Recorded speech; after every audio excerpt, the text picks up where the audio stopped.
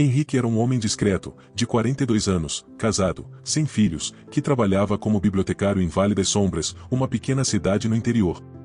Aparentemente, ele era um cidadão exemplar, respeitado por sua dedicação ao trabalho e sua vida tranquila. No entanto, dentro de sua mente, Henrique escondia um desejo sombrio que ele não conseguia controlar, a vontade de matar.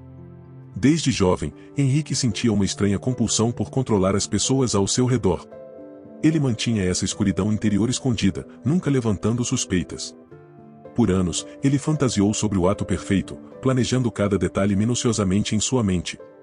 Uma noite, enquanto organizava os livros na biblioteca, Henrique observou Ana, uma jovem de 28 anos, que trabalhava na floricultura da cidade. Ela era uma figura constante em sua rotina, sempre alegre e simpática. Aos olhos de Henrique, ela era a vítima perfeita devido à previsibilidade de sua rotina. Por meses, Henrique estudou os hábitos de Ana. Ele sabia a que horas ela chegava e saía do trabalho, conhecia seus trajetos diários e até mesmo seus gostos pessoais. Tudo estava planejado em sua mente. Ele sabia que precisava agir com precisão e calma. Na noite fria de inverno em que Henrique decidiu agir, ele seguiu Ana discretamente depois que ela fechou a floricultura. Ela caminhava pela rua pouco movimentada em direção à sua casa. Henrique sabia que, naquela hora, poucas pessoas estariam fora devido ao frio intenso. Vestido com luvas e um capuz para não ser reconhecido, ele estava preparado para o que estava por vir. Quando Ana entrou em uma rua escura e deserta, Henrique acelerou o passo, encurtando a distância entre eles.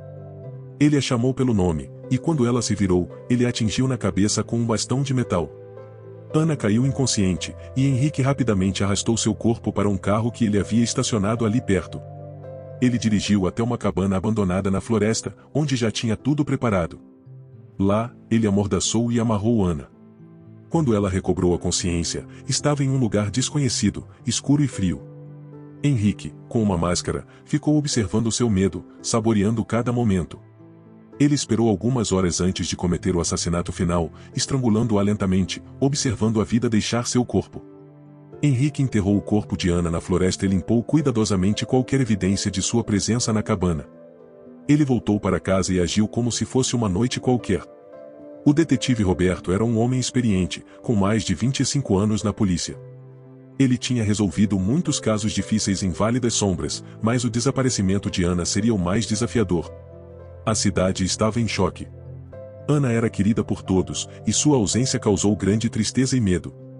Roberto começou a investigação pela floricultura, onde Ana foi vista pela última vez.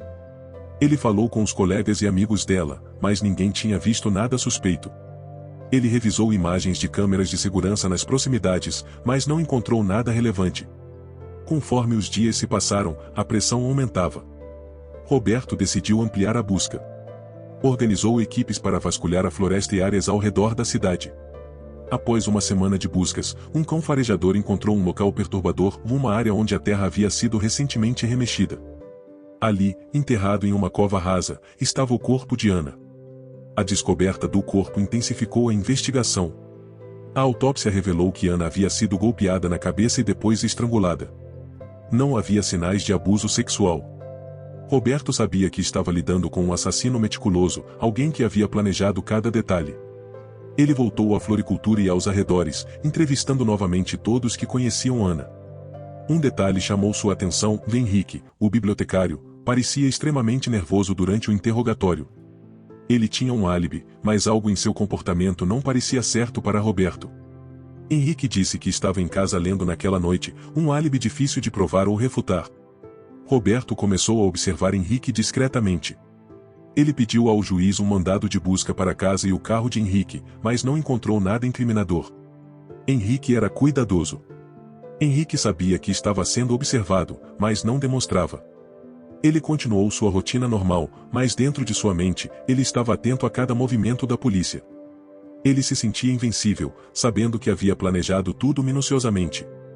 Porém, a pressão aumentava. Henrique começou a ter pesadelos com Ana, revivendo o momento do crime. Ele se tornava cada vez mais paranoico, mas sempre que via Roberto, mantinha a calma. Ele estava certo de que não havia deixado nenhuma pista. Roberto, frustrado com a falta de provas concretas, não desistia. Ele reexaminava cada detalhe, cada testemunho. Algo não se encaixava, e ele sentia que Henrique estava escondendo algo. Roberto começou a passar noites em claro, revisitando o caso, procurando por qualquer coisa que tivesse deixado passar. Ele revisitou a cena do crime na floresta, pensando em como o assassino tinha escolhido o local. Isso o levou a pensar na cabana abandonada que ficava por perto. Roberto decidiu investigar a cabana. Ele encontrou vestígios de uso recente, um pedaço de corda e marcas de pneus. Era uma pista, mas não o suficiente para uma prisão.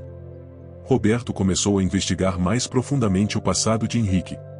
Descobriu que Henrique tinha um histórico de comportamento estranho durante a adolescência, incluindo episódios de violência que haviam sido abafados pela família. Isso fez Roberto acreditar ainda mais que Henrique era o culpado. Ele começou a pressionar Henrique, tentando fazê-lo cometer um erro. Colocou agentes para vigiá-lo constantemente, na esperança de que ele revelasse algo. Henrique, sentindo o cerco se fechar, começou a se sentir encurralado. Sua paranoia aumentava a cada dia, mas ele sabia que não podia demonstrar fraqueza. A tensão na pequena cidade de Vale das Sombras crescia. Os moradores começavam a suspeitar de Henrique também, embora ninguém tivesse coragem de confrontá-lo abertamente. Henrique começou a evitar sair de casa, temendo que qualquer movimento errado pudesse levar à sua captura. O inverno estava chegando ao fim, e a neve começava a derreter. Roberto sabia que estava ficando sem tempo. Ele precisava de uma prova concreta, algo que ligasse Henrique ao crime de forma irrefutável. Decidiu tentar uma abordagem diferente, uma armadilha. Organizou uma coletiva de imprensa, anunciando que tinham novas pistas e estavam perto de resolver o caso. Isso era uma mentira, mas ele esperava que isso forçasse Henrique a agir de alguma forma. A pressão psicológica aumentou, e Henrique começou a mostrar sinais de colapso. Uma noite, Roberto recebeu um telefonema anônimo. A voz do outro lado da linha disse que Henrique estava agindo de forma estranha e havia sido visto na cabana abandonada. Roberto correu até lá com sua equipe. Ao chegar, encontrou Henrique na cabana, vasculhando freneticamente. Ele estava procurando por algo, talvez uma evidência que ele próprio havia deixado para trás. Henrique foi preso, mas ainda assim não havia uma prova concreta de sua culpa. Durante o interrogatório, ele finalmente quebrou, confessando o crime em um acesso de raiva e desespero. Descreveu em detalhes como havia seguido, atacado e matado Ana. Sua confissão foi gravada e usada como prova no tribunal. Henrique foi condenado à prisão perpétua pelo assassinato de Ana. Vale das Sombras lentamente começou a recuperar seu senso de normalidade, mas a sombra do crime permaneceu. Roberto, embora tivesse resolvido o caso, não se sentia completamente vitorioso. Ele sabia que, por pouco, Henrique poderia ter escapado impune. Ana foi lembrada com carinho pela comunidade, e um memorial foi erguido em sua homenagem na floricultura onde trabalhava. Roberto continuou seu trabalho, mas o caso de Ana sempre ficaria em sua memória como um lembrete das complexidades e desafios de buscar justiça em um mundo cheio de sombras.